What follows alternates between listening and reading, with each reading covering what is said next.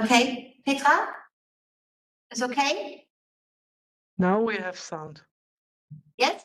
Okay. Yes. We also don't have a camera view. Camera is on. Okay. Maybe it's not the room. Yes.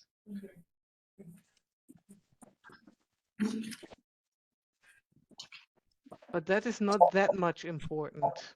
Before we run out of time, I think we can stand. If we have sound and if we have the presentation, that is fine. What is about the recording? Did someone start it? I see the recording symbol running, but I'm not sure if it is really running. I did. It's Perfect. running, yeah. Thank you. I don't speak German, but it looks like Okay, then everyone can hear me. So I was here. As I said, we recruited many different one heterologous gene from many different sources to test that. And this is a typical thing we see, that some of them function, some don't function, some functions well, and some better. And here, highest activity was obtained with this PEP carboxylase from another thermophilic bacterium. And then to see the effect of this, we looked at lysine, which is a product of oxaloacetic acid. And as you can see here, compared to the control, lysine production was increased, which is a strong indication that oxaloacetate levels has increased inside the cells because of this genetic manipulation. And then finally to the product that we were aiming for, fumarate. This is shaped blast experiments. We are also not trying to upscale. We have a doubling of the production of our product based on increasing the supply of oxaloacetic acid. Then I moved to the other bacterium, a Methylbacillus bacterium. And here, what we were aiming for was conversion of another C1 compound, which I have circled in yellow, the methylamine, and the product we were aiming for is N-methylglutamate. And methylamine can be metabolized by these cells by two different routes. One is via methylamine dehydrogenase, and the other is via methylamine glutamate methyltransferase. Long names, so basically here and here. And in order to have production of N-methylglutamate, which is now circled in this yellow circle, we did 3 genetic modifications. We disrupted the 2 pathways shown with a cross here, methylamine dehydrogenase to stop formation of formaldehyde from our C1 source. And we also blocked this pathway that can convert our desired product. And we overexpressed methylamine glutamate methyltransferase to increase production of methylglutamate. Many difficult names here, but at least we achieved 0.35 grams per liter of our product, which was hardly detectable in the cells before we did these modifications. One more example here, the product we are aiming for is malate, which is produced from oxaloacetic acid. Here, the cells were grown on methanol, and in bacteria, there are 2 different enzymes known that can interconvert these 2 compounds. Both are named malate dehydrogenase. One is NADPH dependent and the other is quinine dependent. This bacterium, we genome sequenced it. It is not much used before, and we found that it only had one of the 2 enzymes, this one. And when we analyzed it, it turned out to be an irreversible enzyme. So in order to increase malate production in the cells, we removed the native quinine-dependent malate dehydrogenase, and then we recruited a heterologous malate dehydrogenase gene, which is NADH dependent, and then we have 2.32 grams per liter of malate produced in the cells. And also here, these are metabolites that you can hardly detect in the cells, so it was quite a good titer for us. So these were some examples of how we work and what we do, and then some final reflections. These were some questions we were asked to respond to. Policy findings, what I started with, we showed that even since this project that there is a growing interest in biotechnological C1 utilization. As I said, there is a pressure on use of cultivated land and food and feed supply, so that we should find alternatives. New routes, green routes for production of methanol has appeared around globally. And I could also mention now a growing field, synthetic metallotrophy, where you try to engineer metallotrophy into existing industrially used bacteria, such as Escherichia coli, Corynebacterium glutamicum, and Bacillus subtilis, to mention some of them. Yeah, key practical findings, of course, many promising proof of principles. We still have low titers. This is a focus for us, increase the titers, also scale up. Next step towards impact, what support is needed? Very obvious for me to respond to. New ERA type project would be very welcome. And my question would be, will there be any such type of calls? Because we really, really enjoyed it. This is my second ERA CoBioTech project, and they have been wonderful. Finally, here is a consortium. 3 paid partners, 2 self-funded partners. The funny thing is that I always regard this as 5 equally partners, all of them contribute. Yes, and I think that's it. So thank you very much. Thank you. Thank you very much.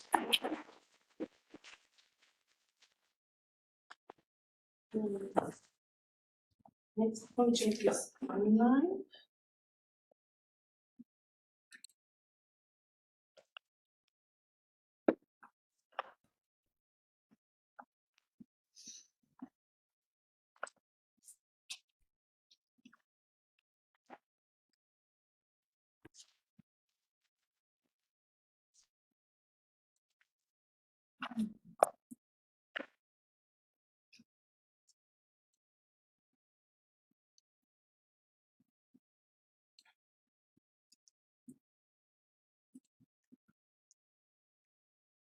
Can you hear me now?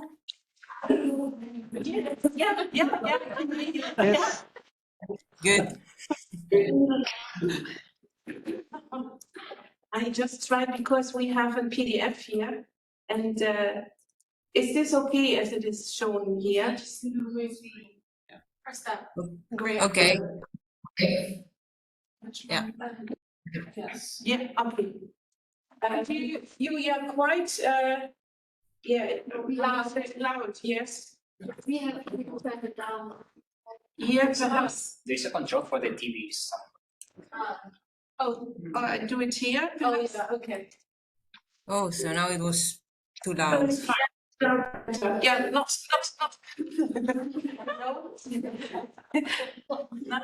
touch the running system. Okay, yes. The floor is yours, and just tell me when I have to switch the presentation. Okay.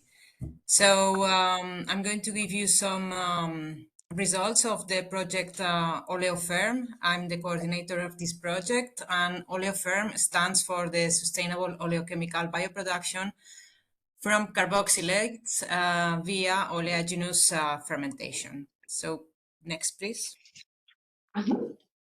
So why was this project needed? We wanted to decrease our dependency on petrochemicals, and we know that there are some alternatives like vegetable oils and animal fats, but these are not available everywhere worldwide. So we thought about getting microbial oils to contribute to the oleochemical sector by using microorganisms. So we went to this call, to the CoBioTech call, and this you have our must-have for regarding the microorganism.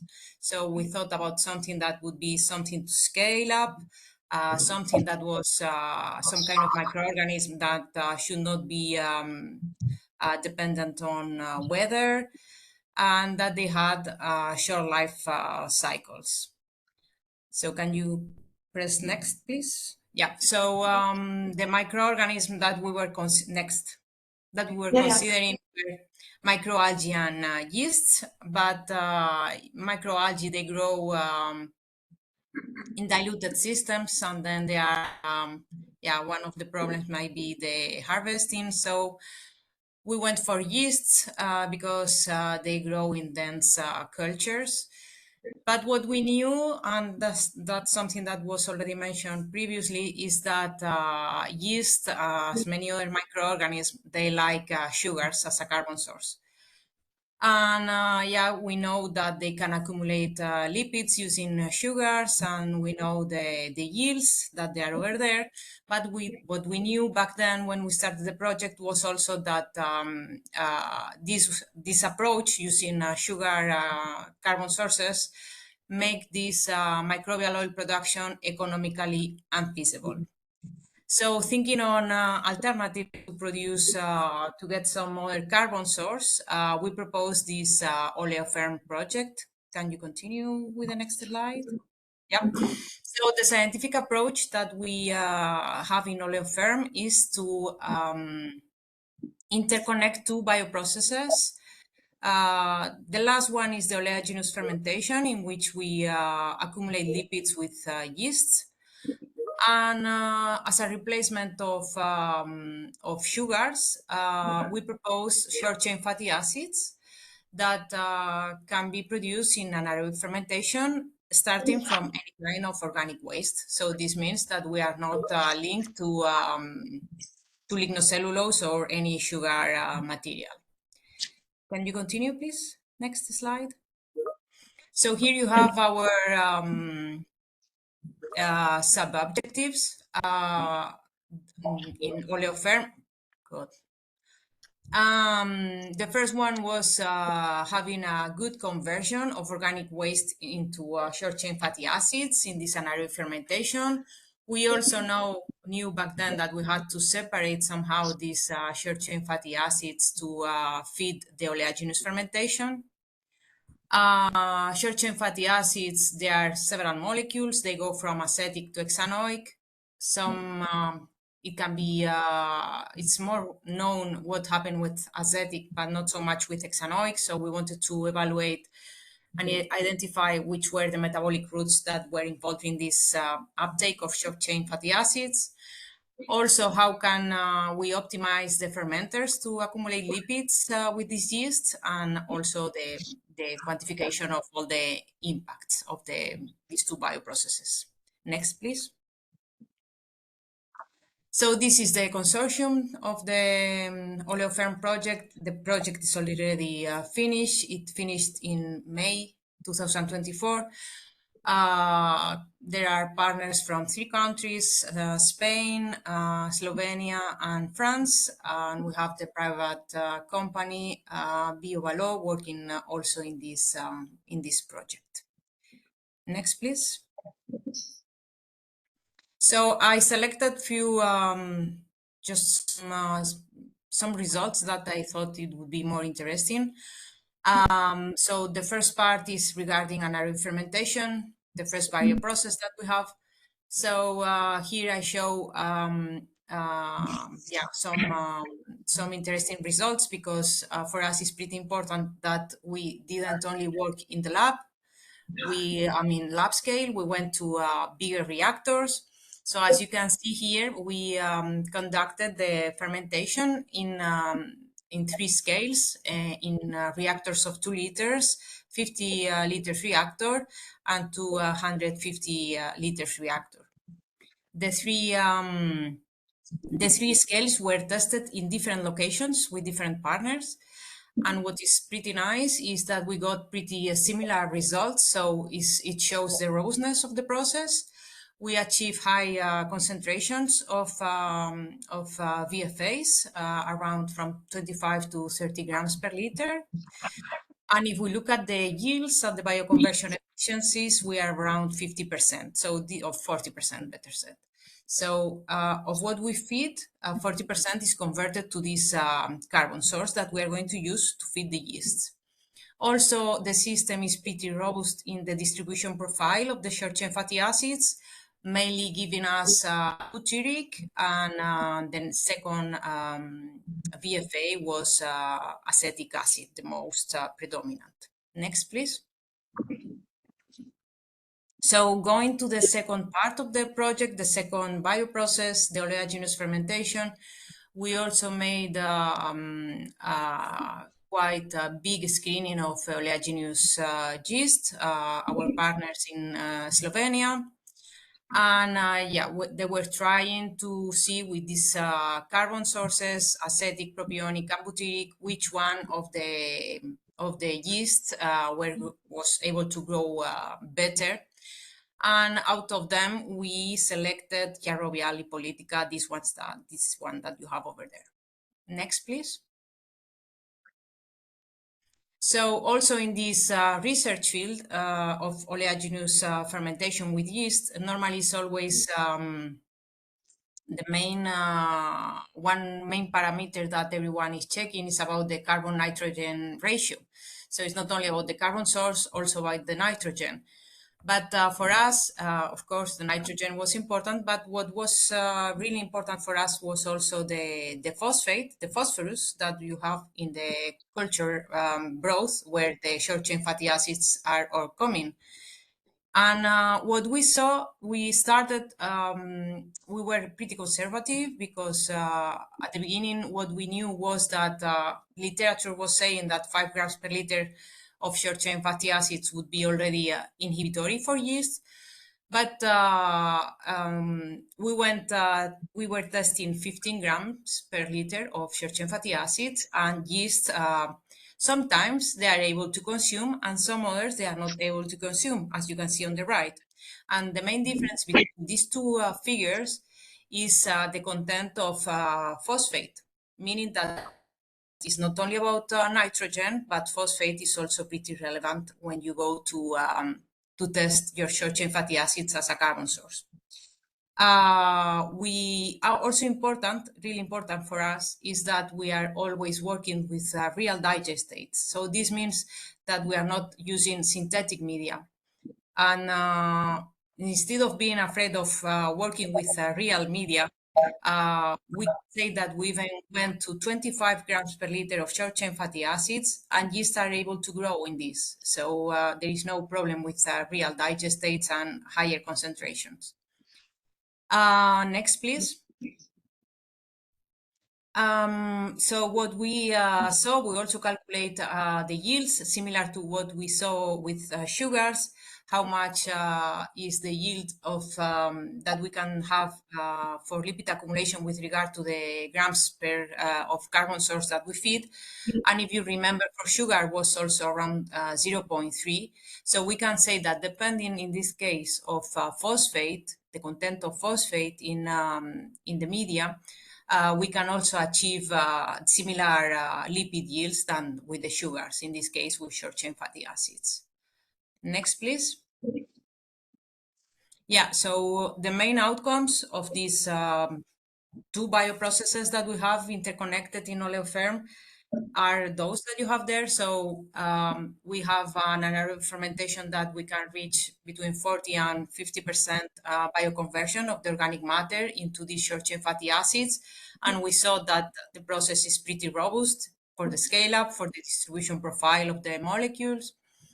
And also we identified that Chiarovia lipolytica is our best candidate. We identify which is the concentration of short-chain fatty acids that should not be exceeded, not to be inhibitory. And that is not only about nitrogen, but also phosphorus is important when it comes to lipid accumulation. And yeah, if you have any question, you have there my contact. Yes, thank you very much, Christina. And there will also be some questions at the end of this session. We come back to you. Okay. Thank you. Thank you.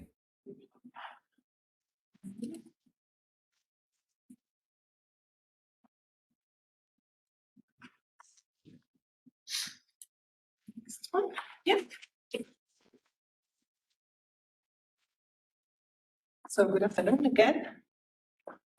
It's my pleasure to present the CEFOChem project here. It's about the engineering of microbial communities for the conversion of lignocellulose into medium-chain carboxylates.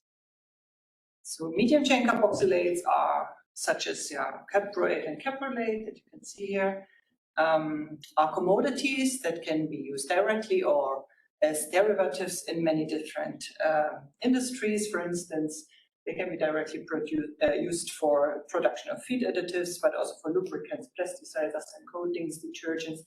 And you can also find them in pharmaceuticals or cosmetics, and you can even reach high volume markets such as bioplastics or aviation fuel.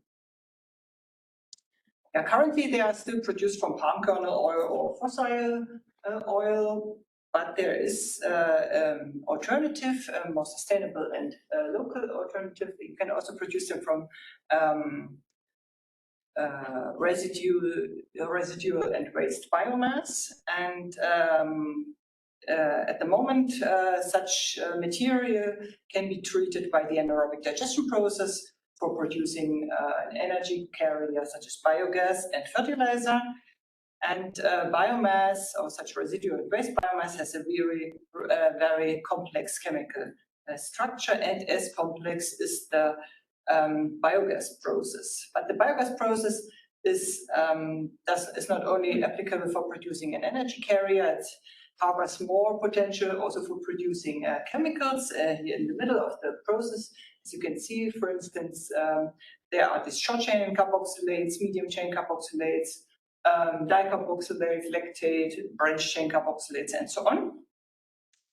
And this is called the carboxylate platform, which is the methane-arrested anaerobic digestion of biomass with a specific metabolic pathway, which is called microbial chain elongation. And by this, it is possible to turn short-chain carboxylates with the help of an electron donor into medium-chain carboxylates. And this electron donor could be, for instance, lactate or ethanol. So in our project, we want to use lignocellulose as feedstock for the carboxylate platform. And by doing this, is the hope to extend the applicability of the carboxylate platform. The problem with lignocellulose is that the microbial hydrolysis is only very slow, and the electron donor that is necessary for the chain elongation is insufficiently produced in the process. And therefore, it's our strategy to construct or to rely on defined mixed cultures. We want to include genetically modified organisms, and we do a tailor-made process engineering. So here you can see the three research fields that we work. We have first genetically modified bacteria. There we tackle the bottlenecks, cellulose hydrolysis and lactate production, and our targets are lactate producing and cellulolytic and xylanolytic strains. Then we have synthetic consortia. We construct them using these GMOs, but also construct also consortia without GMOs, and to compare the performance, the metabolic performance of these consortia. We follow the community dynamics and create metabolic models to understand better what's going on in these cultures, how is the carbon flux, and how the system works, and we want to know more about the interactions within these cultures. And on a third level, we develop operational strategies for steering the process towards our target products, medium-chain carboxylates. So in the following, I want to give you some details or some selected results from each of these fields. So starting with the genetically modified bacteria. So first it was necessary to define the best cellulases combination for high performance cellulose degradation. And for this we first selected efficient cellulases from different microbial species. And then we attached to each of these cellulases a Docker ring domain, and then assembled enzymes with the help of small scaffolding proteins to produce small mini cellulosomes, and these contain then 2 or 3 different cellulases each. And these mini cellulosomes were then compared in terms of their activity. We checked, of course, the cellodextrin release and also the quality of these products, and investigated the synergies that were obtained when these different cellulases were combined with each other. And in the end, we could identify the best combinations of enzymes.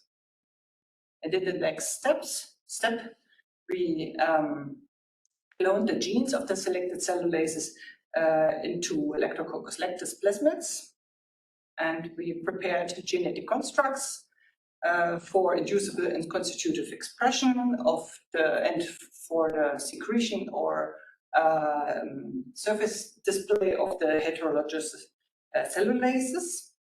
We confirmed the presence and functionality of the expressed cellulases by methods such as immunodetection, by Western blot or dot blot, and by zymography using carboxymethyl cellulose as substrate. And finally, we were able to enhance the production of organic acids, and we observed that Lactococcus lactis could even benefit from this from the cellulose degradation for its own growth.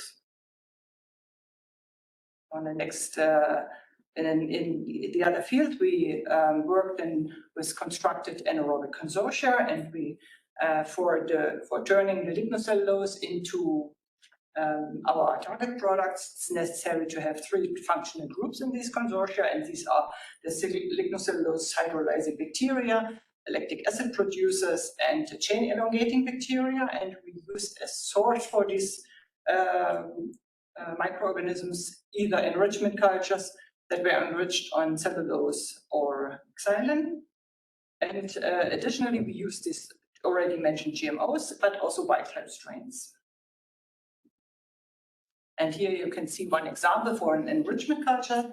This is a culture that was enriched on xylem from compost and digestate, and you see that the microbial diversity of this culture was very low. We just found or detected 3 different families that included 4 different genera, and you can see one example of our modeling. It's a circus map where the 4 different genera are here located in the border and the circle, and the arrows represent the interactions between the different community members. And Lacrimispora, here on this side, was the main polysaccharide degrader in our system. Lacrimispora belongs to Lachnusspiraceae. And then we had the caproicyprodocens here belonging to Ruminococcaceae. This was the main butyrate producer and the only caprate producer in our system. And then we had, for instance, also this Disulfovibrio here belonging to Disulfovibrionaceae, who used carboxylates that were produced by the others. Yeah, we did the screening of different strain combinations, including the GMO or excluding them, and including the enrichment cultures or excluding them. And I want to show you one result for each of these 2 categories. So here, for instance, one example where we combined the enrichment culture you just saw with lactic acid and chain elongating bacteria. And we were able to increase the caprate production. This is the green line here. We could double it, the concentration compared to the system when the enrichment culture was used alone. And in the other case, there is where recombinant bacteria combined with chain elongating bacteria. And in this case, we had a larger product spectrum with shorter chain carboxylates, such as acetate, butyrate, and lactate, and also ethanol was detected, and caprate was detected in lower concentration. So in the end, we developed the technical process further. We used bioreactors and tested different process parameters. And I want to highlight two results here. The first is how the effect of the hydraulic retention time on the system. So with a short retention time, the lactic acid production was improved or higher compared to a longer retention time. And then we had the sequential batch operation compared with the continuous operation, and there we found that medium chain carboxylates are higher when we use the sequential batch operation. And finally, I want to mention some outreach activities. We did a survey at the beginning of our project where we asked for technology acceptance and bioeconomy, and you can find the results on our project website. We prepared an image video to present a project to a broader audience. At the moment, there is an interview series on LinkedIn where young scientific talents have their say, and we are preparing a children's book where we want to teach very young children about bioeconomy by having an entertaining magical story, and there our small bacteria play a big role. So that's all from my side, and I thank you for your attention. You will also know about this little creature. That plays a main role in this book.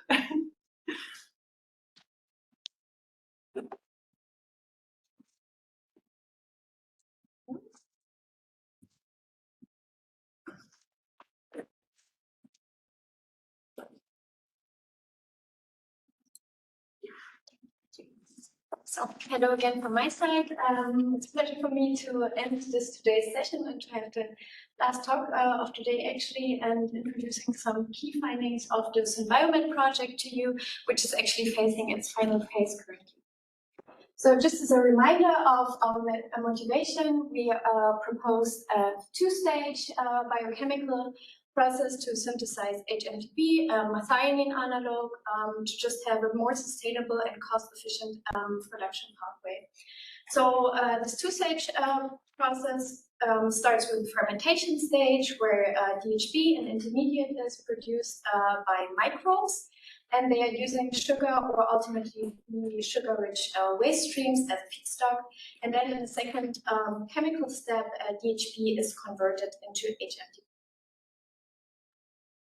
Although our final goal is to produce HMTP, because it's the actual product of our industrial partner Adisseo in France, I'd like to mention that DHP is actually a very interesting platform molecule, because it can be easily converted by biosynthesis into other products, as just to mention 1,3-propandiol or 3-hydroxypropanic acid, which are both plastic precursors. So it's really a nice platform molecule for greener production of a number of value-added chemicals, especially in the bulk chemical range. I also mentioned in my pitch talk already that getting access to DHP is not that simple, and so this is why we have the CoBioTech project, because DHP is not really a natural compound, and we rely on synthetic biology to get access to it. So in the past, we developed 3 synthetic metabolic pathways to produce DHP from glucose using engineered microorganisms. In our case, it's Escherichia coli as host strain. And these pathways, they actually comprise new to nature enzymatic activities. That means we engineered this enzyme so they have new functional properties, and in our case, they can actually catalyze non-natural reactions. So we have 3 pathways. They are just named according to their characteristic intermediates in E. coli. So the objective of CoBioTech was the development of producer strains and fermentation processes which enable DHP production at industrial relevant yields and productivities. Because having the microbial cell factory on the one side is a nice thing, but to be actually competitive to classical chemical synthesis is a whole other story. So we try to do this on behalf of enzyme engineering, strain engineering, and fermentation technology. And as a side aspect, we are also developing novel enzyme engineering methods, which then should be valuable tools for the synthetic biology community. And now I'd just like to show you some key findings on the enzyme and strain engineering. So here you can, for example, see the homoserine pathway, the synthetic pathway. It's only a two-step pathway, where in the first reaction, homoserine is converted to an intermediate OHB by synthetic transaminase activity, and then in the second step, DHB is formed from this OHB by synthetic OHB reductase activity. And this reaction is actually carried out by a mutant variant of the malate dehydrogenase from E. coli. And this mutant is NADH dependent. And we were actually trying to switch the cofactor preference of this enzyme from NADH to NADPH, because under aerobic conditions, this provides a thermodynamic advantage. And so we were expecting higher DHB yields. So this is how it looks. We performed a lot of enzyme assays in the lab, so a lot of pipetting, and we were testing our mutants for the switched cofactor dependency, and actually really identified a superior mutant with a very good activity in presence of NADPH. So this ECMDH7Q, as we named it, we used it for the HT in vivo production. So here again, the homoserine pathway, we combined the OHB reductases with different transaminases in the first step, and performed in vivo DHB production experiments in shake flask. And we could actually see that with a combination of this one transaminase mutant and our just recently engineered ECMDH7Q, you could really nicely increase the DHB yield on glucose in our shake flask experiments by 25%. So this was nice. And we continued with some strain engineering, followed a classical metabolic engineering approach to actually increase the NADPH availability in our E. coli host strain, so to avoid that this becomes an actual limiting factor. And this is a large data set. I won't go into detail. I just want to show that we identified one really nice strain, which reached a DHB yield of 0.25 mole per mole. So this was actually 50% more than the strain we started with, so our parental strain. That was really nice and was also the highest yield we got so far. So this data sets are also already submitted for publication. And now some words on another pathway we were working on, the malonyl phosphate dependent pathway, which is lagging a little bit behind this homoserine pathway. So we also went into strain engineering here, and we investigated the role of the so-called succinate semialdehyde dehydrogenase from E. coli. So this enzyme was interesting for us because its natural substrate, which you can see here, succinic semialdehyde, has a high structure similarity to an actual pathway intermediate of this malonyl phosphate pathway. So only difference is the hydroxy group. And so we deleted SAD in our host strain because we wanted to avoid that SAD acts on malate semialdehyde and thus channels it away from our synthetic pathway, which decreases, of course, the DHB yield. And again, performed in vivo DHB production in a shake flask. And if you just have a look at these two bars, which are marked in red here, comparing the wild type with the SAD deletion mutant, we really had a nice improvement of the DHB yield by just one deletion. And this was actually also very great result. So this is also under preparation for publication. And then from the shake flask, so from the small scale, it's also time for us now to upscale a little bit. So we're working on our bioreactors at lab scale, so 1 liter batch reactor cultivations, where we use glucose as a feedstock at the moment, and it contains our engineered E. coli strain. We performed some optimization of medium and performed the first, also very successful bioreactor cultivations, where you can see in blue squares the DHB being produced and glucose being consumed. We reached DHB yields of 0.19 mole per mole, which is for this malonyl phosphate pathway really nice. It's also the highest we got so far, so we were able to successfully scale the DHB production from shake flask to the lab scale bioreactor. So this was it from my side. Then just a little update from our French partners, which are working on the microfluidics-based enzyme engineering platform. So they want to invent a really nice platform which combines enzyme engineering with microfluidics. And the great advantage is that you can reach an ultra high throughput with this technology. I'm sorry, actually in the bubbles there were things written. So there are many steps. You can also see it maybe in this. So there are actually many separate steps which they are working on, and they all have to work separately once, and then it can be combined. So the system is not fully established yet, but the project was actually extended until May 25. So especially from Paris, we expect some nice results on this platform. So this was my talk. So great thanks to Thomas Weide, who's not here today. It's the project coordinator of CoBioTech, and then of course also to our partners located in France, the INSA Toulouse, ESPCI from Paris, and also our industrial partner.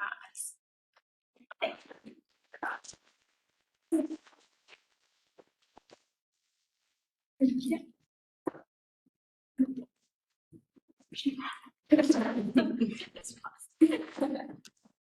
So yeah, thank you everybody for this nice presentation, interesting ones, and I think we come now to the more relaxed part about the questions.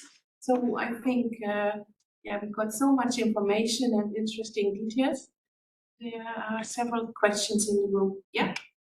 I have a question that goes towards you, but also to the other speakers. You said that there is more industrial interest in C1 usage. What is behind this? Do you have concrete industrial partners that transfer your ideas, or is it just companies saying, yeah, if you manage to reach these goals within the next 5 years, we will work together with you? So what is interest? So I can start from my side. So we have industry partners, and they are even active partners on some of the things I sent here.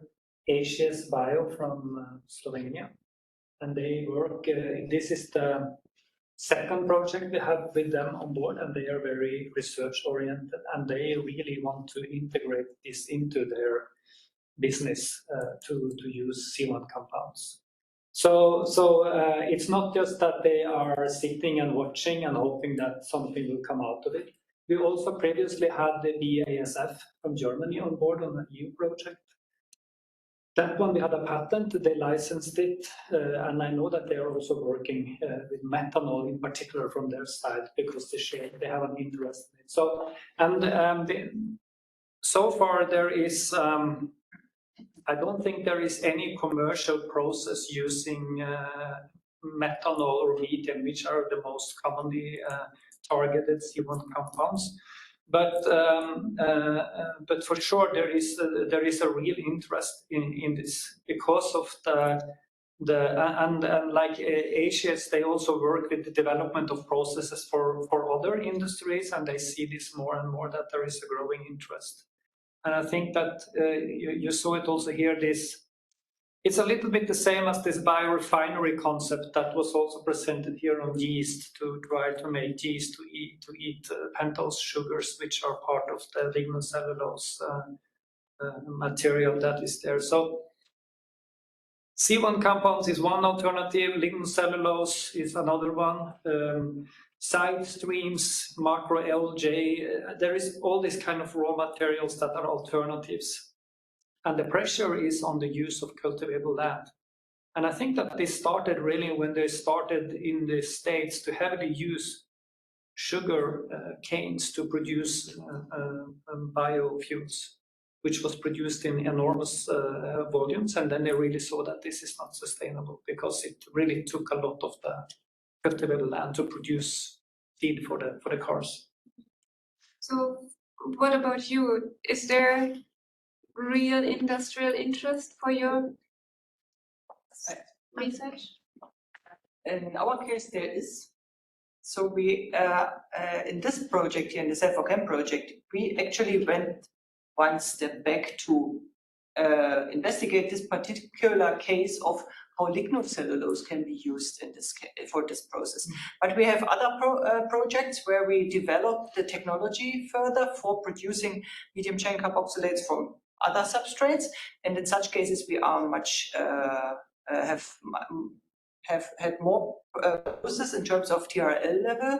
So we are at the moment at TRL 5, I would say. So, and then it becomes interesting for the industry. So we have interest from, so we have, this in our case, our process addresses different branches. So we have interested industry in the field of biogas plant operators. So they are looking for alternatives for their plants, how to use biogas plants in the future, and they are interested in this process, for instance. Then we have industry who produce or who have waste streams and they don't know what to do with this and want to treat or need to treat this and or want to have more benefit from their processes, including waste streams, and make a profit from their waste streams. This is one field. And then we have also industrial partners who are interested in the products. So who want to have this medium chain carboxylates and they just wait for that there is someone to produce enough to use it in their formulas, for instance. So it's a classical drop-in chemical that we can provide, and then they support us because they're interested in the products, and then they could say, yeah, we have palm oil-free products or whatever. So they need this green or are interested in this green chemical. This is from different brands. Yeah. Perhaps we can also hear what Christina wants to say. Then we integrate the ones online and then we go on with you two in the room. Christina, are you there? Yes. Do you also want to answer this question? No, I don't have no questions. No. We talked about interest and interest from industry. Oh yeah, yeah. In our case, we also had a company working on the project. The company is related to the anaerobic fermentation, and there are other companies also approaching us for the oleaginous yeasts. So I would say the topic is a hot topic. Okay. Just to have integration, I can imagine if you are only online, then it's hard. Yes, to it's follow. difficult. Yes. Yeah. Okay. Yeah, so for us, we also actually have an interested industrial partner, which is Adiseo, and this methionine analog is actually on their product palette. So this HMDP, they actually sell it, and they are really interested in shifting from this fossil-based process to a process based on a sugar. The problem we have there is really the compatibility with the classical synthesis, because especially when the oil prices are low, our process is still not really competitive. If we imagine a scenario where oil prices rises again, and if we continue to optimize this process, we could actually really reach a level where this kind of evens out. But I think it really depends. But on the other side, if the company has to pay fines because their CO2 footprint is too high, then this also helps your products to make it more price competitive. And it's an image thing, I think. Also, if you are like the one company who's selling like green methionine, maybe it's also. I just wonder because, you know, if the EU wants to be CO2 neutral by 2050, we have to implement these ideas now and not in 10, 15 years. Thank you. Yes. Also wanted to. I wanted to ask something. The first, well, several of the projects, but to the first one, when CO2 gets fixed in all these processes, is there anything specific that has to be done to the culture in order for that to happen? So it's just atmospheric CO2 that gets captured in the reaction? So these organisms don't need anything special, or do you need to culture them in an aerobic cabinet or something like that? No. We just do it aerobically, and no special attention to that. And are they very difficult to manipulate? Not well. I mean, there are two different organisms. The first one has the longest history for us, and that was the most difficult one. So we really, I mean, we managed now after 15 years hard work to, for the first time, to make genomic modifications, CRISPR-Cas, after testing out very many different things. So now we have a quite good toolbox with which we can work with. But this has kind of been, it's not like we developed it in the start and then we started to do it. It has been going on all the time, and still today we are working on that. The other bacterium was easier. It has a shorter kind of scientific history, and then transformation protocols worked, and vectors that you tested, a few of them, then suddenly one replicates. So it's a little bit matter of luck as well, I think. Yes. One question to Petra, because I can imagine the ones online now getting tired, and yeah, I think that the quality of hearing is also not so good. So before everybody runs away online, Petra, other questions? No? I can't see any further questions in the chat. I can't also see a raised hand. And from my side, there is today no question. So thanks a lot. Okay, yeah. Right. And from your side? Yeah? I just have a question. Sorry, is it Nadine? Yeah, I'm not familiar with this molecule, but extracting it from the E. coli, how complicated is that process? It doesn't need to be extracted, so it's actually excreted. So we have it in a supernatant, and our process partner, Adiceo's, actually or already developed strategies how to work with this supernatant and really get the DHV clean, and they make it quite efficiently already. So we actually didn't have to focus on this because it's already working. It's more difficult to actually produce it at high levels high enough. So that's How big is the bioreactor that you mentioned? in our case, it's only 1 liter lab scale, but at Adiceo, they are currently running the process at 300 liter.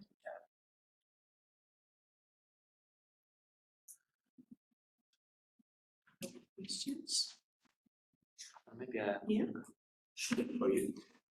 So you were talking about excretion of this product, but biomass, the microbial biomass that you are using to produce this chemical, basically biochemical, is it any way valorizable in any form? Do you produce a lot of biomass, or this is just, let's say, your biological engine, and you do not want to really focus on that? Is there any possibility of co-production? We are producing actually quite some biomass, but there's actually no, or to my knowledge, No focus on that. focus on that, and no valorization chain, anything like this. That may be a suggestion you could look into that. I mean, microbial biomass itself has protein, might have methionine as well, if you are targeting that as well. So maybe you could also to increase the sustainability of your process. Huh? Yeah, but we are working with GMO, so it depends what kind of application you are using. So Yeah, right, it's so only, I would say right now it's difficult with GMO. Maybe yeah, it's not that's a good anymore, point. That's a good point. but right now it's Yeah, but maybe for future, Yeah. you can. If the legal aspects change, then. Okay. Okay, I think, yeah. And you also will have time to discuss further questions that arise during dinner. We now have a short wrap up, I think. So thank you everybody for your power to do this third round, and yes, have a nice evening afterwards. Thank you. I think I have to step in here once more. Yeah, I've been exchanging several WhatsApps in the background. We are advised to meet in front of the door of Berlin 1, and the so around 6 o'clock, which is in 2 minutes. The online participants are kindly requested also to meet in Berlin 1. I put the link once more into the chat, as I did always today. It seems that we are going to make a group picture, a hybrid group picture with online participants and the on-site participants, which means that you probably would like to check if your camera is working. Thanks a lot. See you in Berlin 1. Thank you very much, Petra. Thank you for your support.